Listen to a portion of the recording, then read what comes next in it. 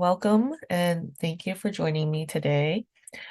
I'm Jennifer, your life coach for introverts, and I help introverts take leadership in their lives and set rules and boundaries that actually work for them.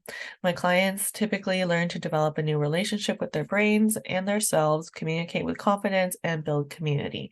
And whether it's in your relationships or in your career, working with me helps you practice centering yourself and listening to your quiet inner voice instead of all those loud voices, whether internally or externally, that don't necessarily belong to us. Before we dive in completely, I want to let you know about the upcoming cohort of my program, Making Friends. It's a 6-week experience designed for you to make friends that you have a future with, not just people who happen to be around you. I'll share more about this at the end of the workshop, but if you do have any questions, drop them in the chat and I'll answer those later. Okay, now let's get to the meat of the workshop, self-coaching. So, my relationship with self-coaching and its impact on me has changed a lot. I gotta admit to you, at first, I hated it. I hated like having to sit there with my brain and analyze everything that was going on in there. It's just so much easier to have a coach walk through it with you, to dive into all the little nooks and crannies that you don't want to go in yourself. And I'll share stories of those as it comes out throughout, but essentially, this shows my before and after. Like, I was basically like a dead plant if you put self-coaching as something that I needed to do. But now I self-coach for fun. Like, I'll show you how I map out the CTFAR model, and I'll be driving on the road, and if I'm stuck in traffic and I can visualize the table in front of me and start working on my thoughts right there. But what is self-coaching really? I think a lot of coaches and just all the inspirational, motivational, upgrade your life, productivity hack stuff always says like it's all about your mindset. And self-coaching is one of the tools that you can use to work on your mindset. It's the active process of changing your own thoughts so that you create feelings that you want to feel. And that's important because how we feel influences how we show up, what we do, and what results we get. And here's the fun part. If there are certain results you want to achieve, you can use self-coaching to reverse engineer the feelings and thoughts that you need in order to achieve those results. It's way more than reframes and affirmations. And the more I self-coach, the more I feel like I'm really designing my life instead of living by default. And I used to have that phrase, live life by design, not by default, but I didn't really know what it meant until I really started taking myself out of autopilot. Because when I get brave enough to go into the nooks and crannies and caves and crevices of my brain, I actually become a leader of my life.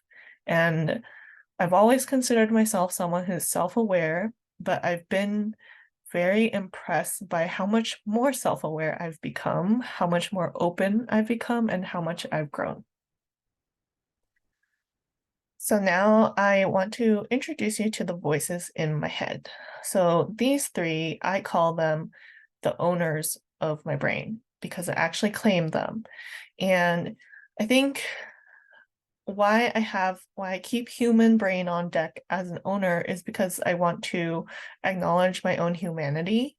I'm gonna have thoughts that are truly mine, that aren't necessarily influenced by anywhere else, that might be mean-spirited, that might be really sad or depressing or out of left field. And I want to acknowledge to myself that to some extent that is part of me. I think a really good self-awareness practice is to look at yourself from a third person point of view, as if there's two of you in the room. So instead of just having the human brain who's more unintentional and an intentional brain, I also have a coach brain. And so what's the difference between intentional brain and coach brain is coach brain gets more curious. Intentional brain kind of just tries to reframe or put in some affirmations, but my coach brain is super present, holds the safest space, and yeah. And these three voices do pretty well.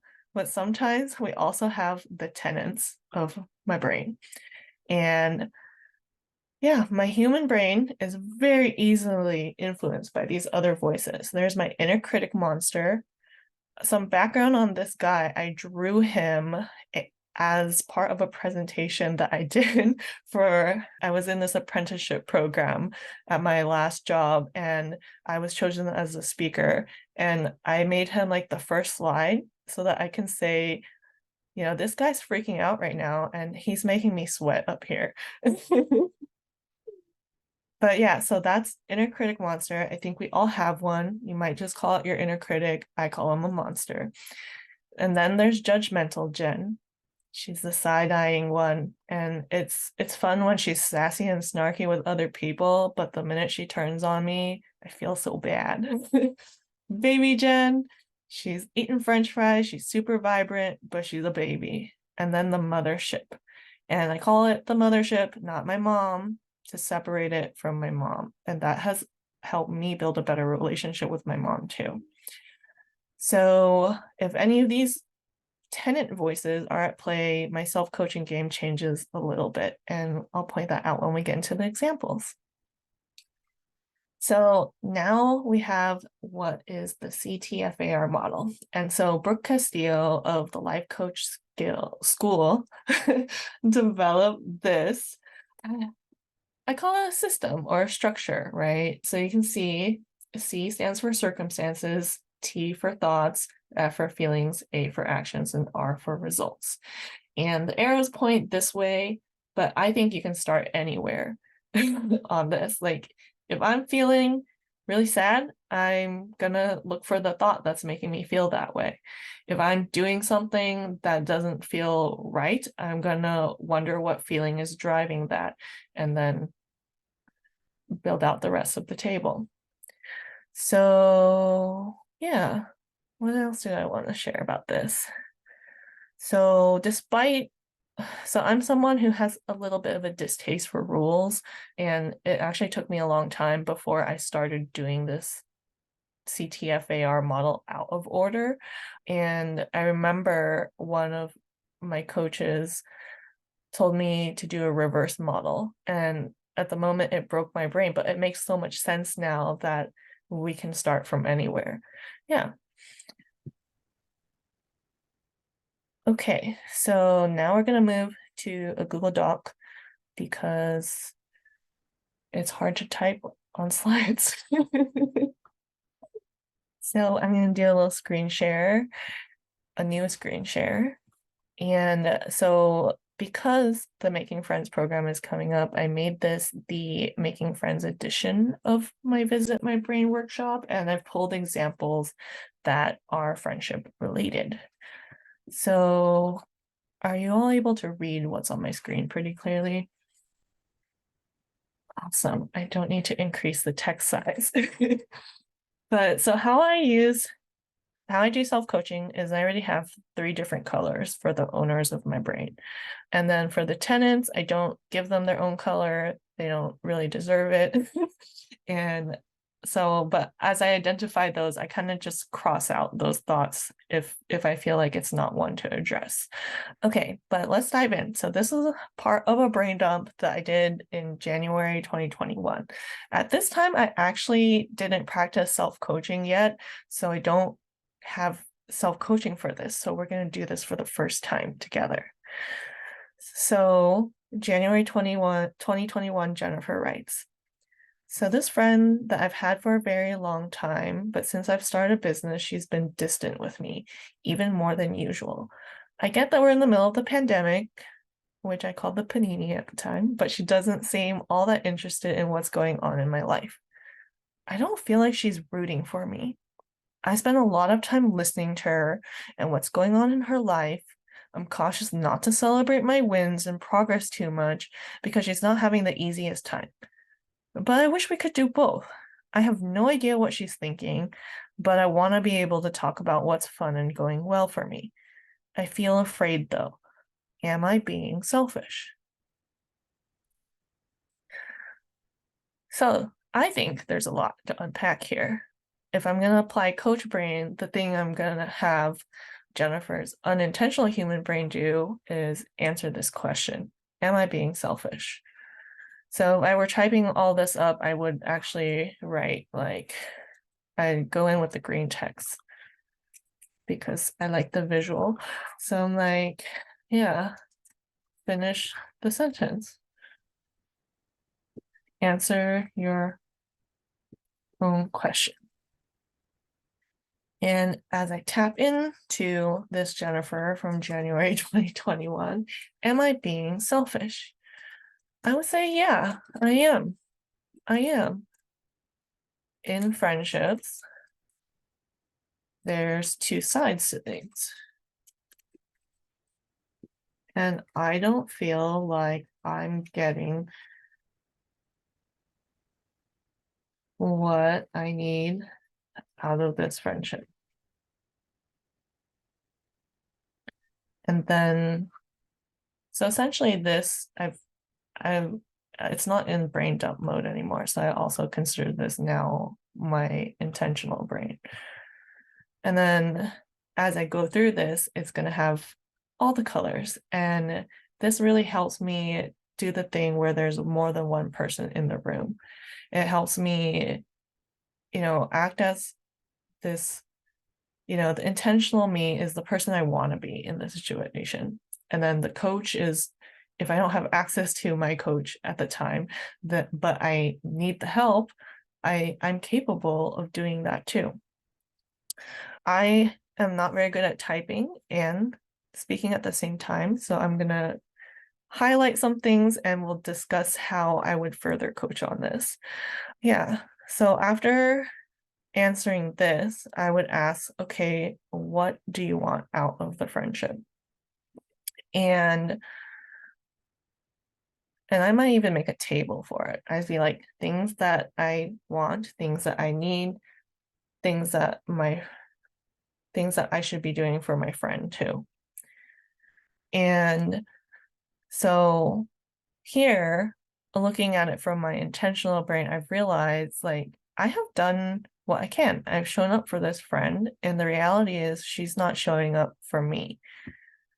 So coach brain can come in and say, okay, what do you want to do about this? Now, my human brain is probably going to freak out a little. It's like, whoa, I don't know what to do. I don't want to confront her. And then, yeah, and then let's apply a CTFAR model here. So let's see. Oh, I'm scrolling a little too far. But you know what? I'll introduce this right now. So when you map out a CTFAR model, there's the unintentional side, which is what the human brain is thinking. And then you bring in the intentional side so that you have a before and after kind of, and you can really see what the differences are. Sometimes it's too much for me to go straight to intentional. So I create a medium called a bridging thought. And so let's apply that to this situation. So let's see. Right now, I'm avoiding my friend. Wait, well, that's the action, I guess. After all this time, I still get confused between action and result sometimes. Or sometimes maybe they can be the same. We get to decide sometimes. Okay, circumstance is, my friend being distant with me.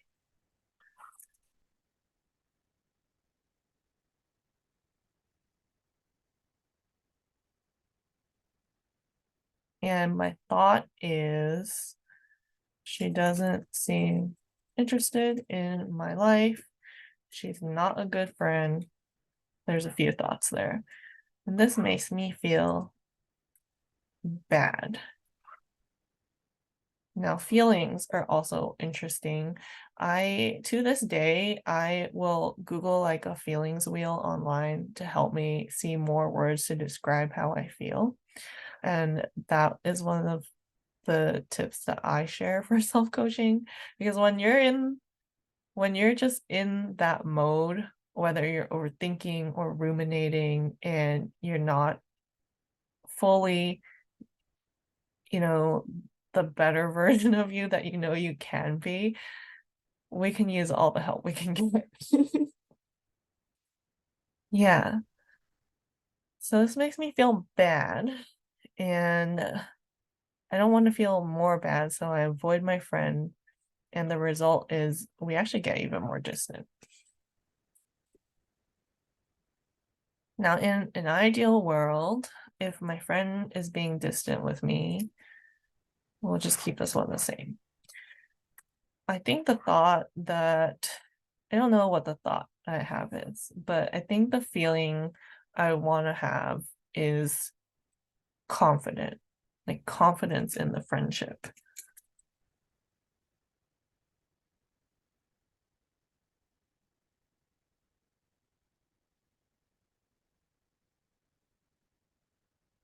And in that case, the action I would then take is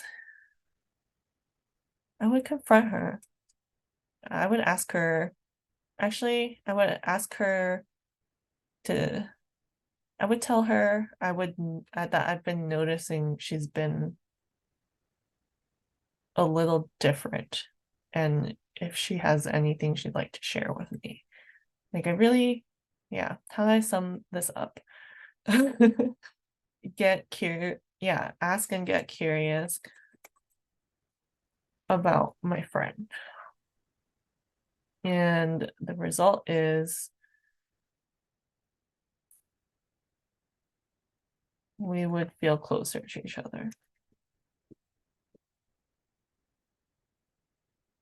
But what thought does it take to create all of this?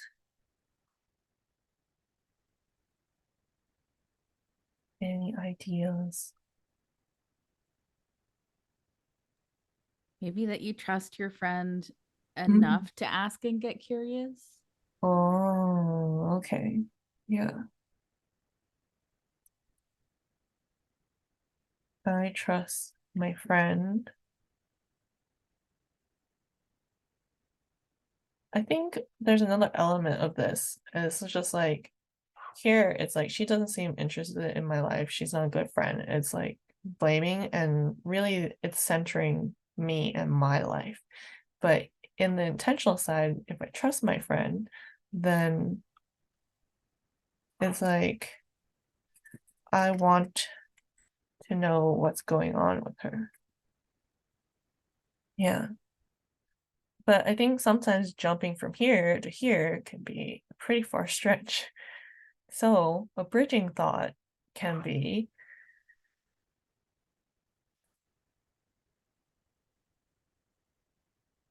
I think, so a bridging thought I often use is this is temporary.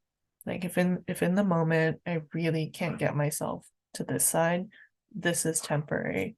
Helps me be patient and wait it out. And sometimes that means I take no action, but it's kind of better than actively saying, I'm going to avoid my friend. Instead of avoiding my friend, the action is, I'm going to sit through my feelings. Yeah. This is temporary, feeling iffy, but patient. Because we're complicated. Yeah. Wait it out. Yeah. And result can be what is hopefully clarity later on. Yeah. Okay. So I do have another example, but if anyone wants some live coaching, you can unmute yourself or drop it in the chat and we can go through it.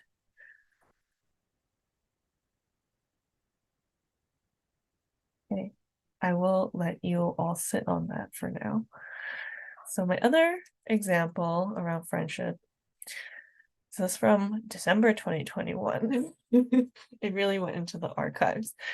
So this one, so it's been almost 3 years since I talked to an old friend. We last spoke when I wished her happy birthday in early 2019. I never heard back from her, so naturally the conversation died off. Then we've been through a whole worldwide crisis. Anyway, I got a message from her today. Apparently, she's been mad at me all this time. for a whole 3 years. She apologized for ghosting me and called herself a horrible person for doing that she chose the easy way out. How do I even respond to that? Do I even want to respond? I feel kind of stupid for not noticing. Does this make me a bad friend? Where did I go wrong? I really messed up. Ooh. Yeah. So as I read this now, again, I would prompt myself to actually answer these questions. But this thought here, I think this comes from both judgmental Jen and the inner critic monster. So for me, I would actually ignore that. I'm going to focus on answering these things. Yeah. So let's see. Where do I want to start with this? So this is all circumstance. There's not a lot of feelings in this portion. And then if we go down to this, I think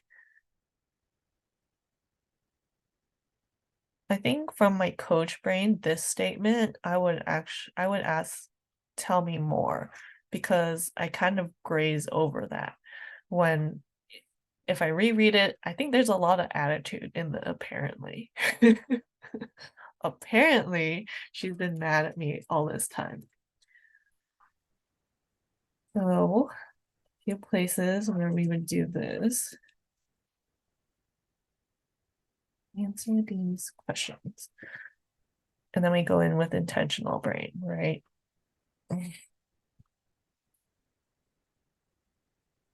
So, tell me more.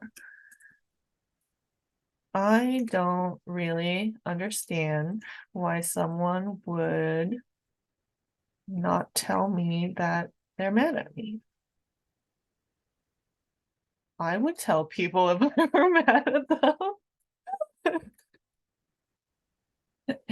I really would. I wouldn't go into it like all angry, but I'd be like, hey, this happened, this made me mad.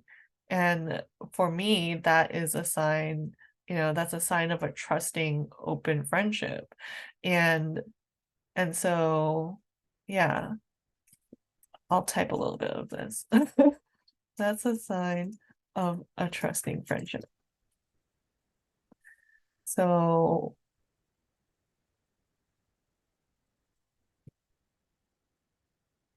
I want to know if she doesn't. Well, so really, I'm confused because she's telling me 3 years later. So it's like there's trust, but then, yeah, I am confused. I'm still confused about this. So really, I'm confused. Yeah, yeah. So I did have questions. How do I even respond to that? Do I even want to respond? Oh, I don't really want to respond,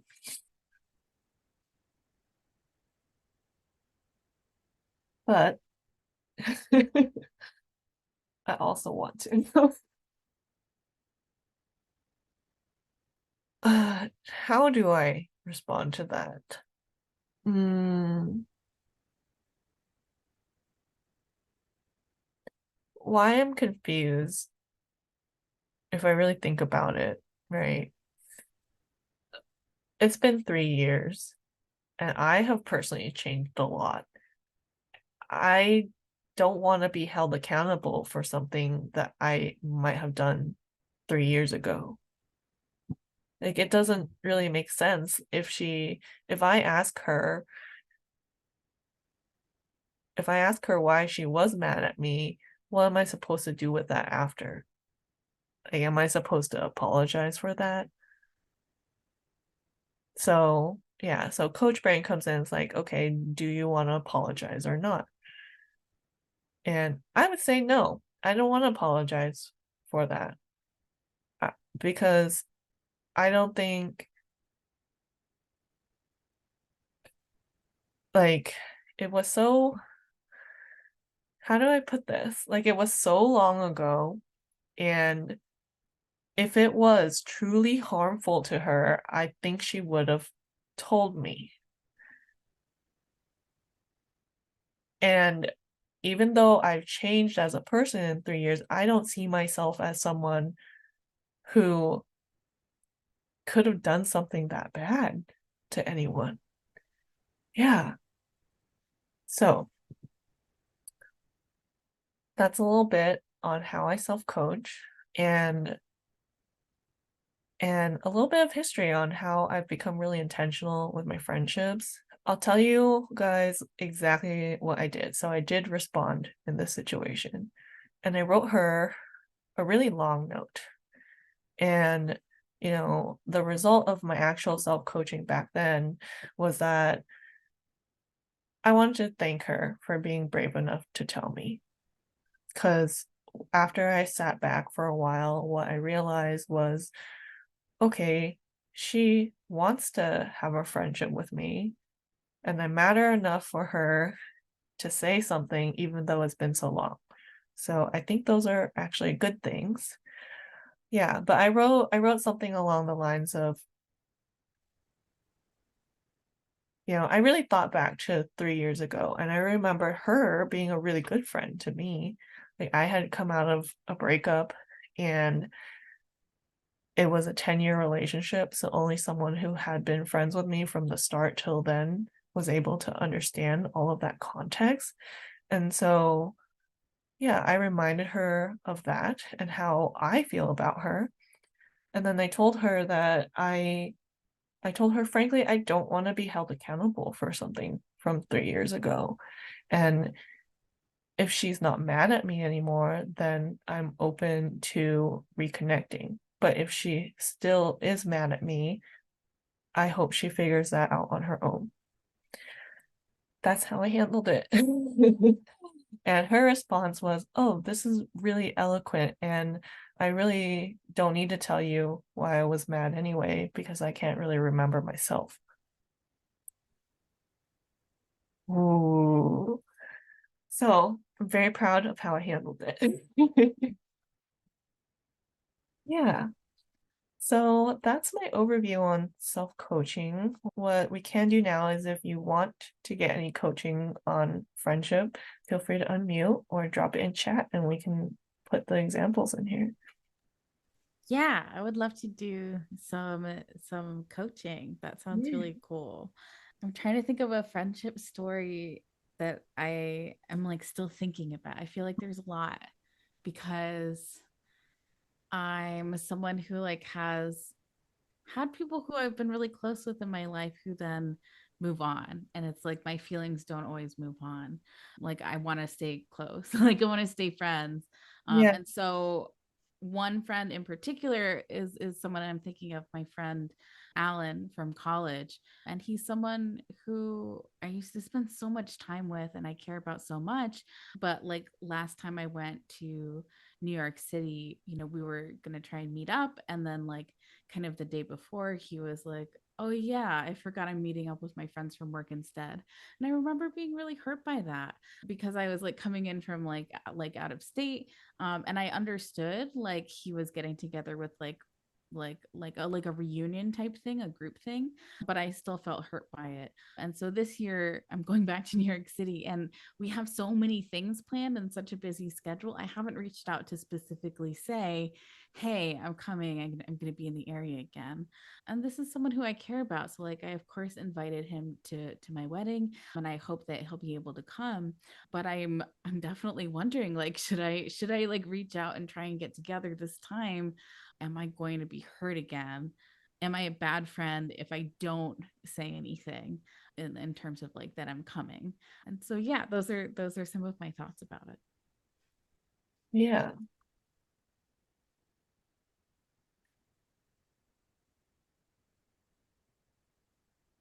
Let's put this in one of these models. As I'm going to identify a thought. So circumstance is friend changes plans. doesn't hang out with you. And your feeling is you're hurt.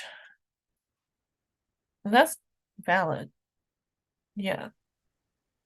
But if you do want to reach out again, do you want to resolve this hurt before you meet him, or do you want to resolve the hurt with him? I don't know that the hurt needs to be resolved for me to want to meet him. That Okay. which is an interesting thought.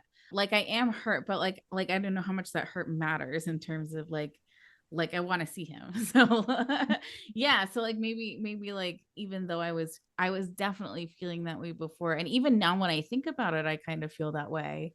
Like I don't even know that it warrants like bringing up, to be honest, Mm, which is interesting. But I still don't know if I should reach out or not.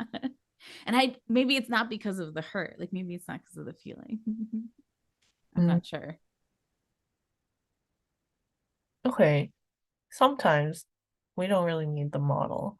I'd like you to tell me more here because this was about this. I don't know that it warrants bringing up. Mm, Why are you thinking about it so much right now?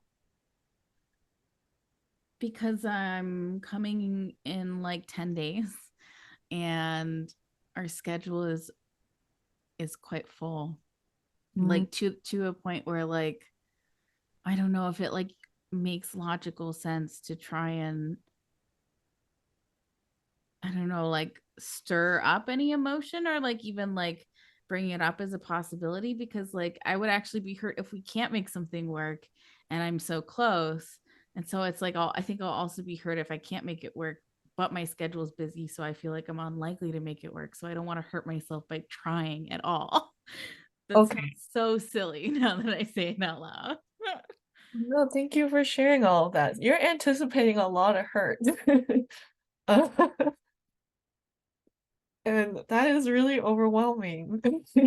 Yeah, yeah. I think I'm curious if there's two pieces here, right? You've said more than once now that your schedule is pretty full. How does that make you feel? Oh, just overwhelmed. I mean, I'm like I'm an introverted person, and so I think having a full schedule in any area of my life is a little overwhelming for me. People like it's always draining. Like it's always more energy and like I feel like New York is so busy and like it's going all the time. It's like it can be fun, but for me, like I really prefer it in short spurts. But because it's a family vacation, I don't have control over the amount of time that we're gonna be there. And I feel like a number of the things that we're doing are like things I really wanted to do. And I'm seeing friends that like again from college that like I'm so excited to see and who were able to make it work last time. And so it was easy to ask again for them to like rearrange their schedules early so we could get tickets to go things together. And yeah, I just think like because these were kind of like organized events, like I almost feel guilty for not having reached out to my other friend, the person who I was talking about, because now it's harder to get together. Okay. Mm. Mm.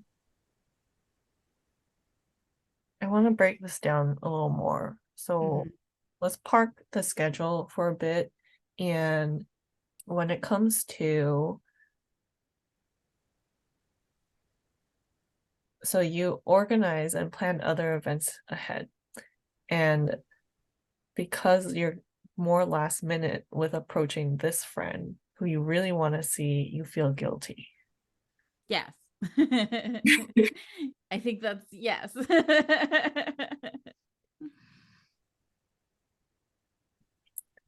If the situation were reversed and you're on the receiving end of being invited, how would that feel?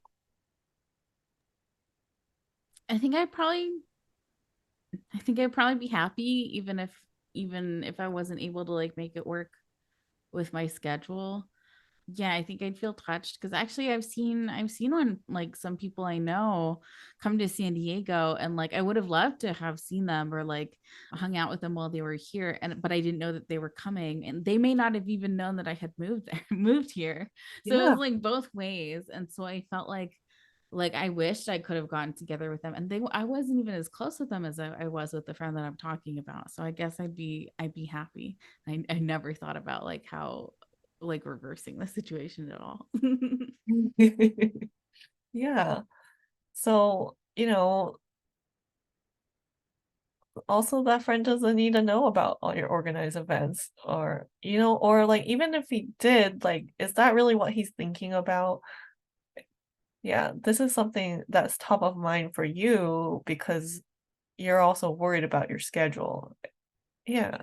Right, that's true. It's like it's in my head. My schedule is in my head. Yeah. Yeah. And then on the schedule side, just because I'm all for introverts not draining themselves, yeah, I'm curious if there's anything you don't have to do. Well, I decided like we actually don't have like a structured schedule for mornings at all. And Yeah. so I'm like really not a morning person. So I'm really going to try and take those mornings to just kind of like decompress myself. And if Matthew wants to like go out and walk, or Matthew's my fiance, wants to go out and like walk or run or like do stuff in the morning on his own, he's more than welcome to. But I will probably be in the hotel room and eating breakfast in bed. Yeah. There you go.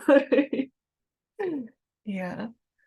So I'm still recording this, but I'll probably cut this part out for the replay and I'll just give people like an anonymous text version. Is that okay with you? Yeah, whichever is fine. I mean, I think that if you want to leave the video in, I'm comfortable with it Okay. as well. Yeah. Okay. Yeah.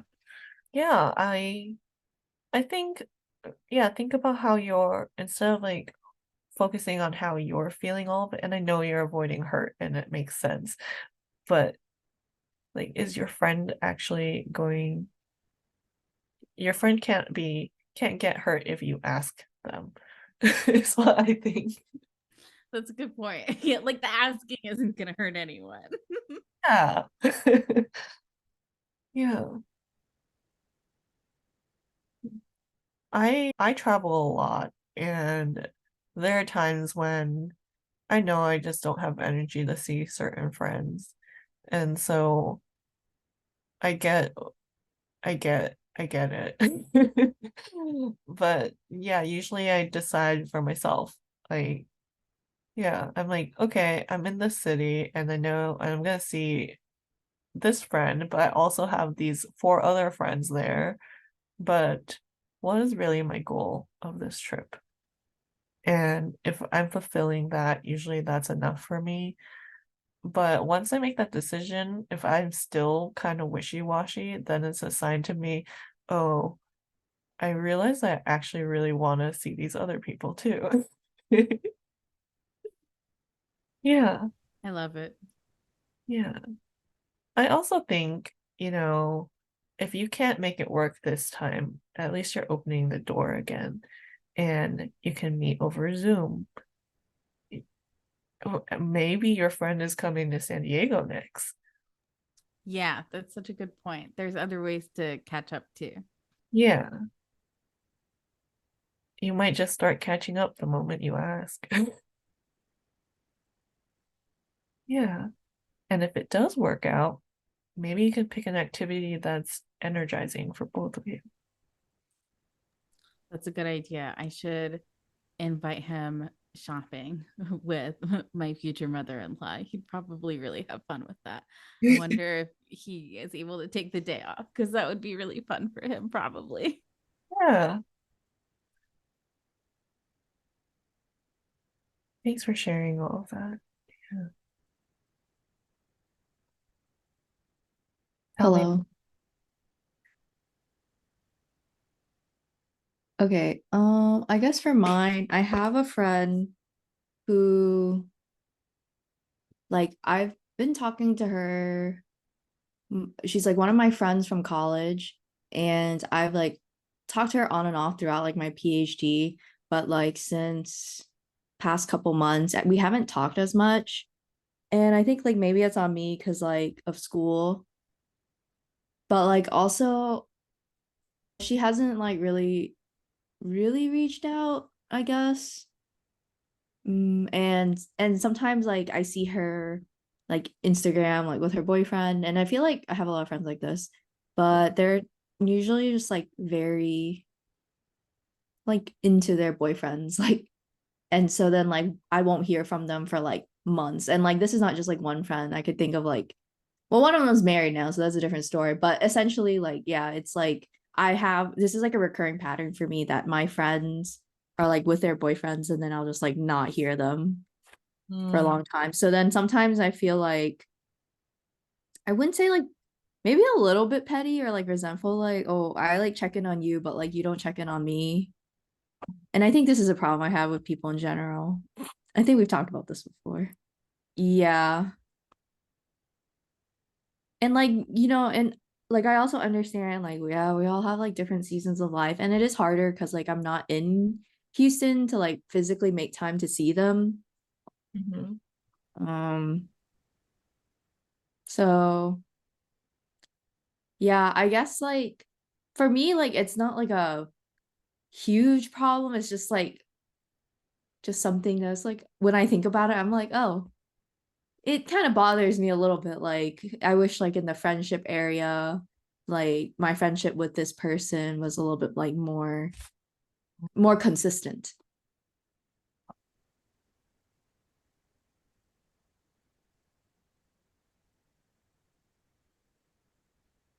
So let me ask you, what exactly does consistent mean? Like, what do you want from that? Mm, like I tried to like schedule like a Zoom call with her because like that's like the only way we can chat. Um, but I don't know if it was me or her, but like it just never got scheduled. Like it just didn't happen. And then like consistent to me means like just kind of like knowing what's going on in their lives, like being able to like share like the just like your date, like not like you don't have to be texting 24/7, but like just like random things, you know what I mean? Like, oh, like sometimes she tell me like, oh, I went to yoga today, or like I did volleyball, and I'll be like, oh, that's cool, like, but like she hasn't really been sending those types of updates. Yeah. But I also haven't been sending her those types of updates. So I don't know. But I guess it's kind of similar to your previous one, or the one where it's just like, Yeah. yeah, I don't know. I feel like just in general, maybe like I thinking about the friends I have back home, just like I'm maybe in their mind, I am not super like consistent either. Or not consistent, but like I don't like see them often eat like check in with them. Like some friends I'll check in like once a year, like when I literally go home in like December, you know? So I don't know. So there's something I'm hearing, and it's that, they're friends from home. So you categorize them, whether intentionally or unintentionally. And I'm curious what that really means. Yeah. Oh, I guess because like when I say like friends from home, like they're just very different from the friends I have here because they're on like different life paths. Like they're working and I'm not working. And Yeah. like, so it's like they wouldn't like I feel like it's harder for both of us to like, explain, like talk about things that are going on in our lives, or I don't know. Yeah, but essentially I just feel like it's different from the friends I have here in that like the friends I have here are just like mostly friends by proximity, if I'm being honest. But like, you know, those friends back home, like I want like a better relationship with them. It's just I feel like I don't know where I stand, I guess, in terms of like friendship. Yeah.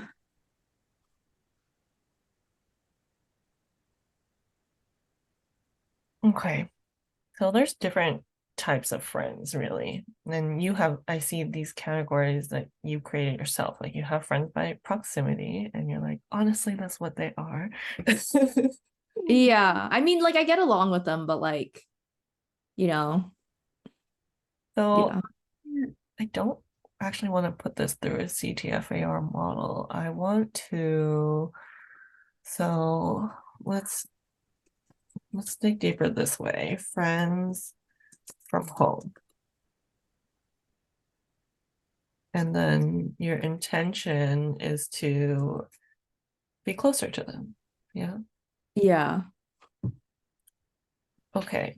So for friends like that, let's see, how do I want to put this? It's kind of like, so I have this concept called the connection mountain, and then there's also this concept called relationship hierarchy, which you can apply to like your work life or your personal life. But essentially, how there's an expectation for both sides in the relationship in order for Yeah. someone to be on a certain tier or hierarchy. But how you, let's see, how they show up for you, your needs, their needs, how you show up for them.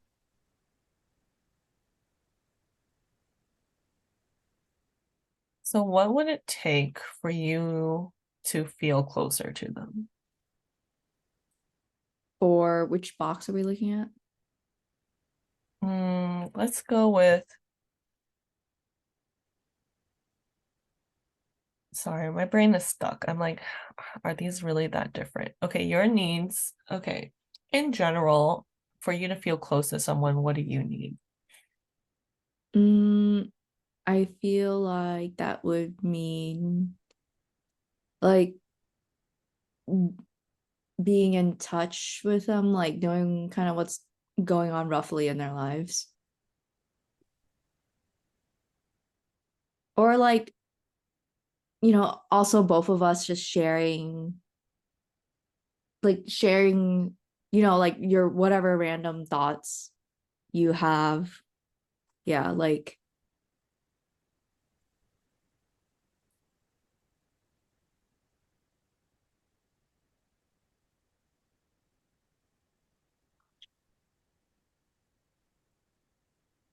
What else? What else does it take for you to feel close to someone? Who's someone you feel close to right now? It doesn't have to be a friend, it could be family, could be your boyfriend.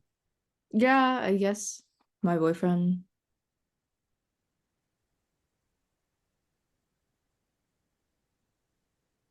Like think about what we do, I guess. I mean, yeah, that's kind of what we do. Like during the day, like random things will happen, and I will just text him like this random thing like bothered me, or like this was really funny, or like he'll tell me the same thing, like not same thing, but he'll, you know, reciprocate that during the day as well. Not during the day, but like for example on the weekends because he's busy during the day.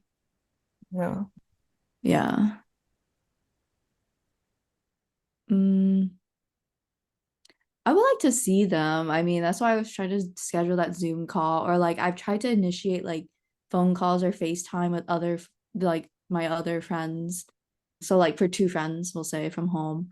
But yeah, like nothing has come of it. So like there wasn't even like, oh well, like they didn't even think about, oh yeah, like she did mention this, like let's try to schedule that, you know? So yeah, even if it's like a monthly like catch up thing, like I wouldn't mind that. It's just like it just feels like radio silent, like except for every once in a while. I mean, some of them I like send memes to, but that doesn't really, I mean, that's like one way of connecting, but like you're not really talking about anything, I guess. Hmm. What do you think they need from you in order for them to show up the way you want them to? What do they need from me?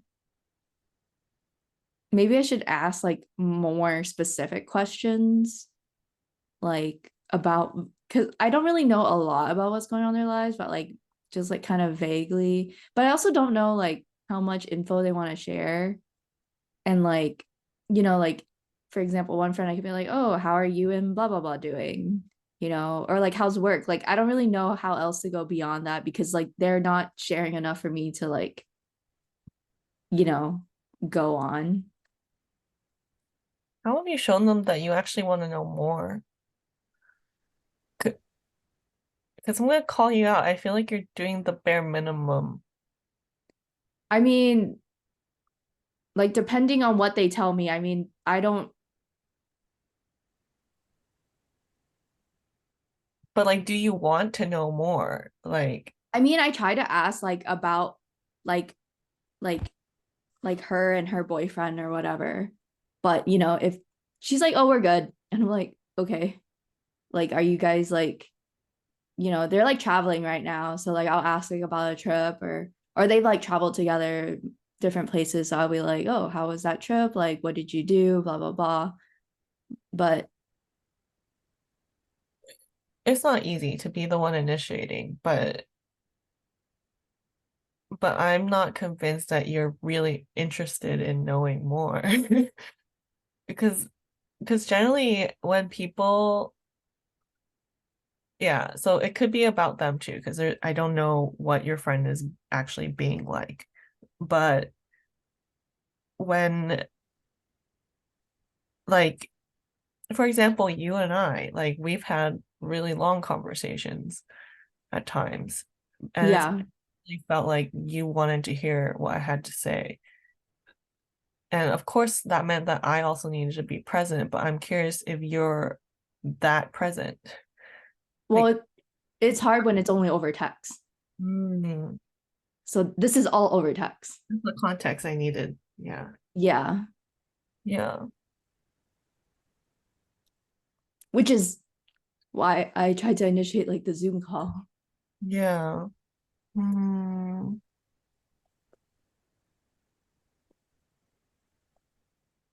Tell me more about when you initiate the calls. I mean, so we've had like maybe one or two calls in the past, however long. The most recent one, I don't know when I suggested it, but I probably didn't follow up because I got busy. Mm. And then, like, for a different friend, I suggested it a while ago, and she was like, "Oh, after I like finish this med school rotation or whatever." And I don't like know where she's at that. So I was like, okay, well, it's like I feel like I put the ball in their court and it's just like there, you know what I mean? Yeah.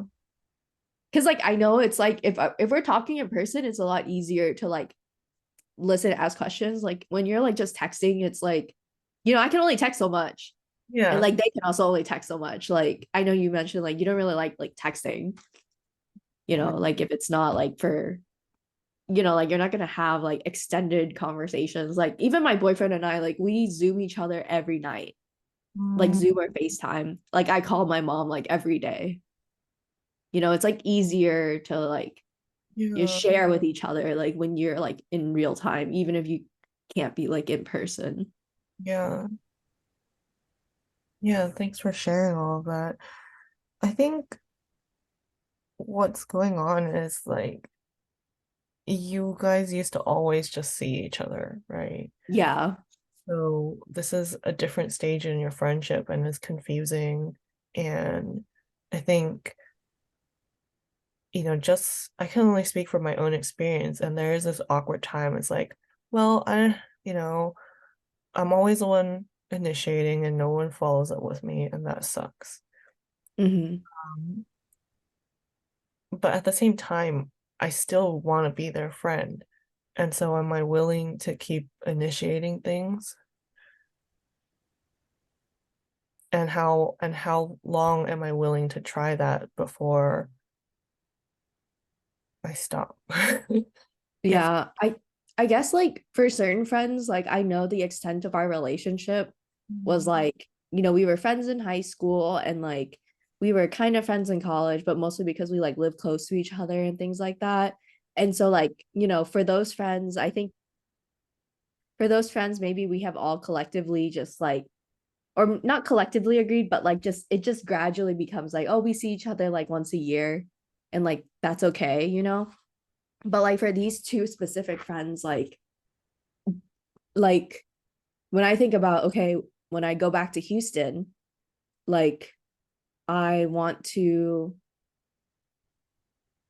like thinking about the friends that I have, like those are like the two friends that I would want to see like more of, I guess. And so like like I want to like try to keep up the friendship like while I'm in my PhD. So like when I come back, it's not just like, oh look, you like disappeared for like 5 years, or like we didn't talk for 5 years and then like now we're friends again, I guess. Or I mean like some friendships are like that, like you're always friends, like, but you don't have to like talk to them all the time, which is weird that I now that I think about it, this is actually kind of weird that I feel this way about these two friends, but not like two other friends, but like my two other friends are married to each other, but like I don't feel that way about them even though I like rarely ever talk to them. So now I'm trying to think about like what's the difference.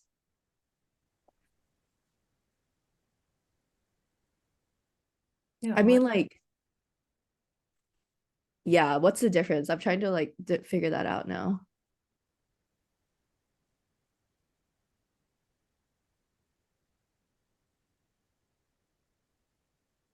you also talked a Mhm. bit about a little bit of resentment and pettiness when people get into a relationship and they stop talking to you. Yeah.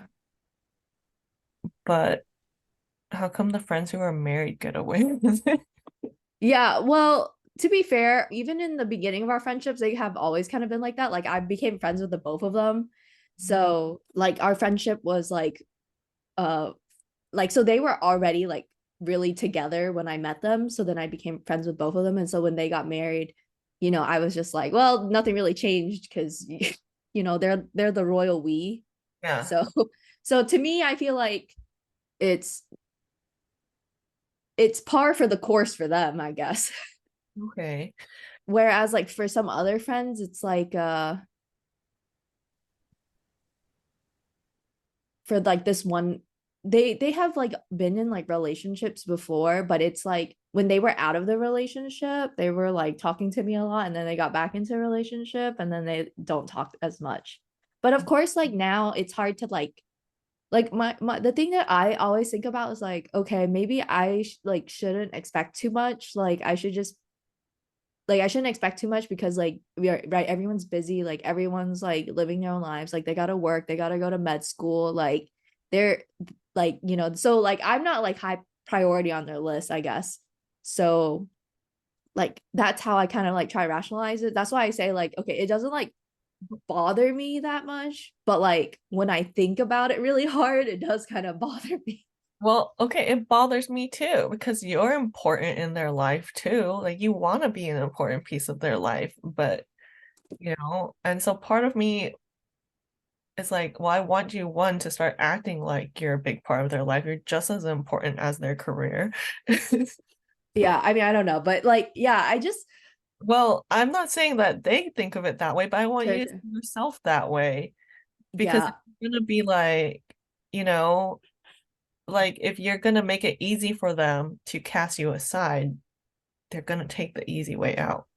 I see. Yeah, That's just human nature. Like I will admit, like, if there are certain people don't who are out of sight, out of mind, I really like this is the truth. Like I'm not trying to be mean, but if someone is really out of sight, out of mind, then I don't have a habit of thinking about them. I see. Yeah. Yeah. And that doesn't mean that they're not important, but because we're busy, because we have so much going on, it's so much easier for me to stay in touch with people who are willing to insert themselves into all of it, you know? Mm-hmm. If I have someone who's watching me, it's like, oh, I see she's working. Oh, she's got her business. Oh, she's hosting workshops. Oh, she just went to a concert. Like, I'm just gonna, she's too busy for me. If that person has already decided I'm too busy for them, there's nothing for me to do about it. Yeah. And I think that like one of my friends has expressed this to me too. She was like, I told her like some in the past couple months, I told her like I've been like kind of MIA like in the past month. And she was like, oh no worries. I just figured like you were busy with like your PhD. So like maybe I just need to tell her like, no, it's like fine. Like I want to hear from you. Yeah. Yeah. It's not easy going through this. Like, I know I sound all fiery, but like, it's upsetting. I've been through it too. Yeah. Yeah, like there are days when like even my best friend and like we at least send each other a meme every day. But Yeah. it's like I just like if she's going through something, like I don't want to be the person who butts in, you know. But I start to think like, well, she also wants to be a good friend to me, so I should let her know what's going on. Like I'll Hmm. give her the choice if she can show up for me or not. I'm not just gonna take it away from her. Yeah.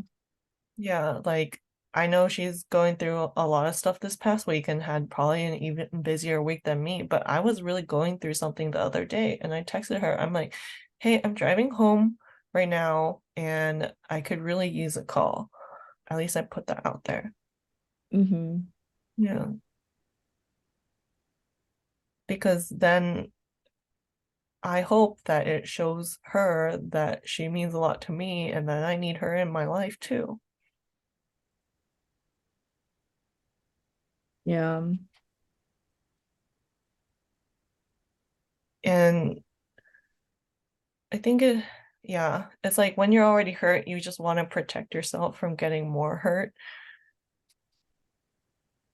And that totally makes sense. But it's keeping you from being closer to them. Yeah. Mm, yeah, I guess I just haven't like I've just been like withdrawing for like the past like month or whatever, and I haven't mm, yeah, like reached back out, but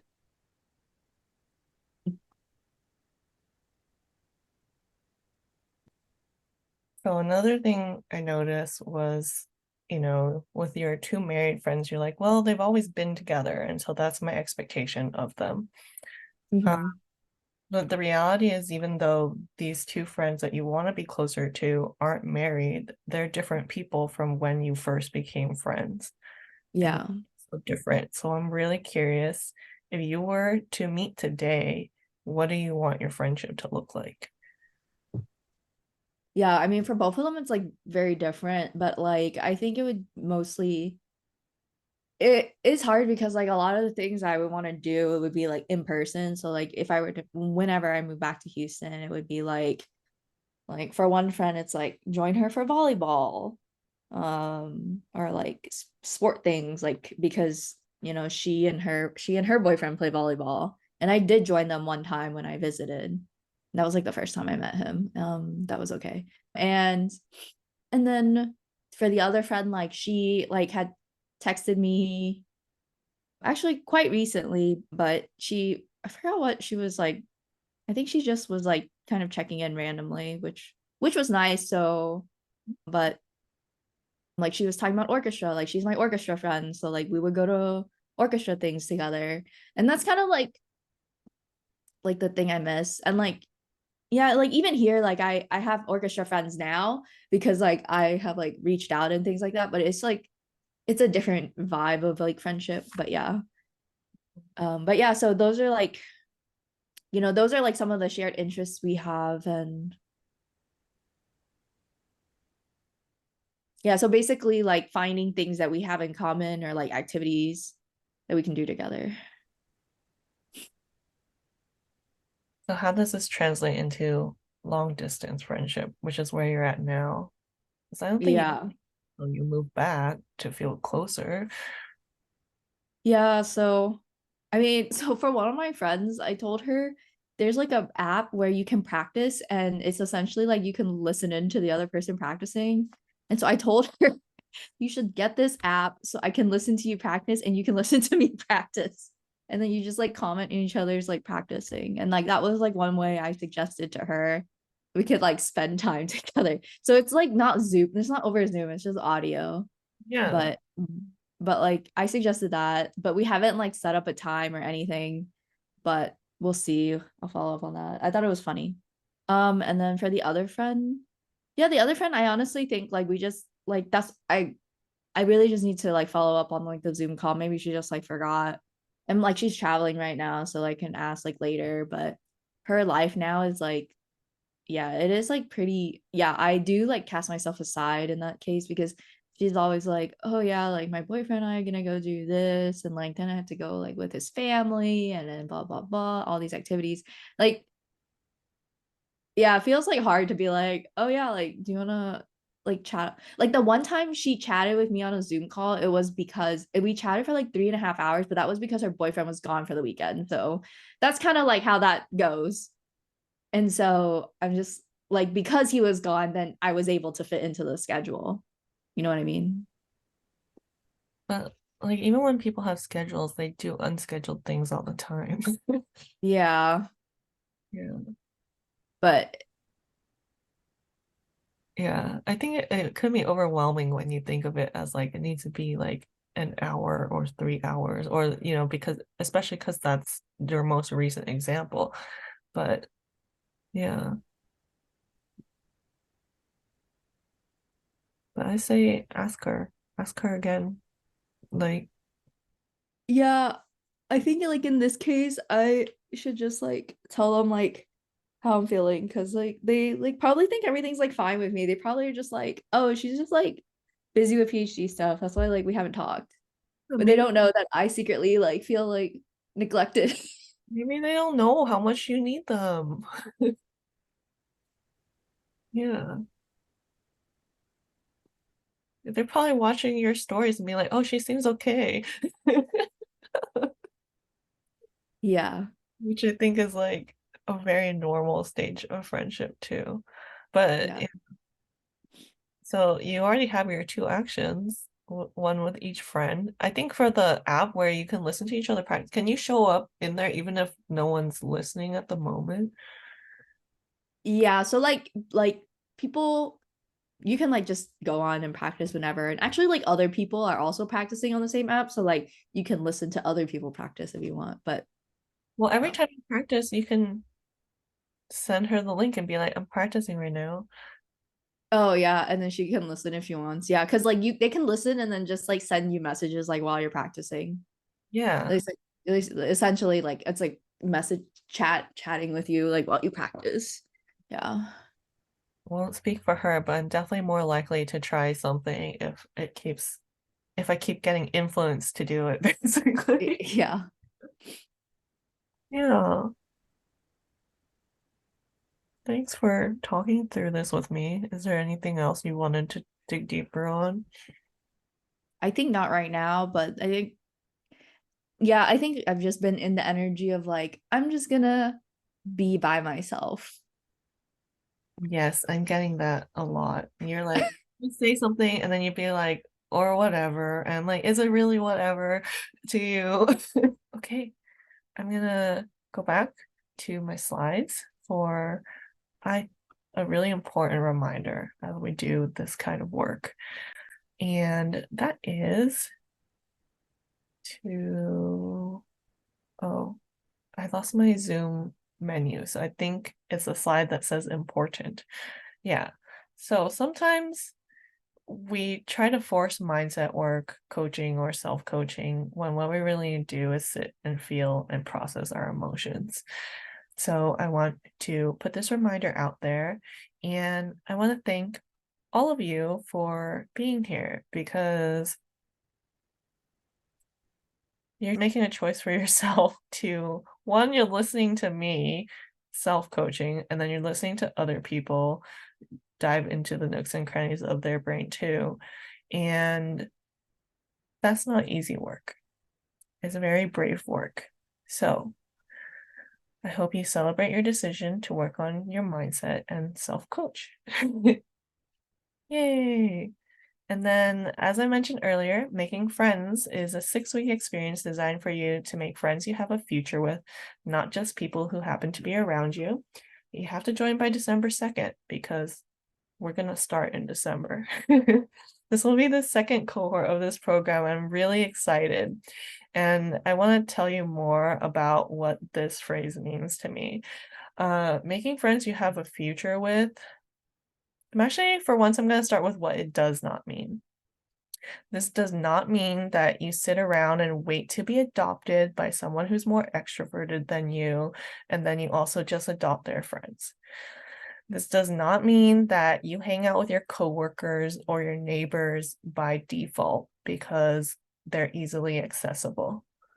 So this also does not mean that you put up with friends you made years ago but no longer fit who you are today. So it means all the opposite of all of that. Friends you have a future with are people you choose very intentionally today in order to have the support and community that you want no matter what happens tomorrow, next month, or next year. So inside this program, you'll be supported by a cohort of people going through the same thing in different ways. Friendships are really diverse, and as you saw in this workshop, like, we have different grievances.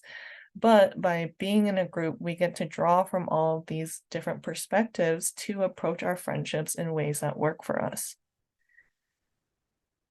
Along with coaching and community, there will be lessons, worksheets, guided meditations, and visualizations that are designed to help you cultivate supporting and loving friendships, making friends online and in real life. And sometimes it overlaps. Your online friends become your in real life friends, or your IRL friends move across the world and they become your online friends. You get to navigate the highs and lows of seeing and not seeing your friends, and we will face the very difficult emotion of loneliness. Yeah, there's a whole list there, but one of my favorite outcomes is you start to see yourself as a really damn good friend, and you get really clear on which friends you want to invest your time and energy in, and that really is life-changing because no one teaches us how to make friends, how to be friends, and what to do with our friendships as we get older.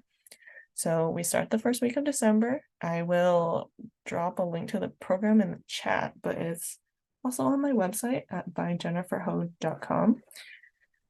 And you know where to find me online. Does anyone have any questions?